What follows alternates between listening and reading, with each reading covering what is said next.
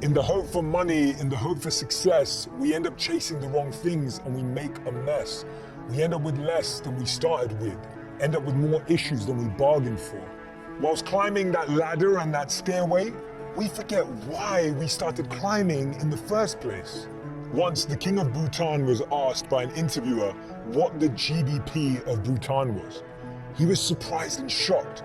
He replied by saying, "In Bhutan, we don't just measure the GDP, we measure the GNH. Instead of just measuring the gross domestic product, we measure gross national happiness." In the process of getting older, we forget the real goal of life. If you could make a little less and spend more time doing what you love, would that make you happier? Don't trade your happiness for what you think you need.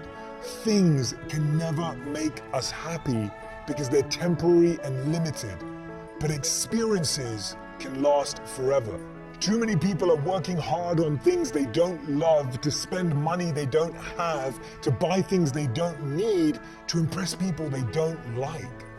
When we create our identity around what we do, a career, a job, an occupation, we can never be happy because we're basing it on something external. But when we create an identity around who we are and what we want to be and become, then anything is possible. And remember, we become successful by what we get, but we become happy by what we give. Don't get the two confused.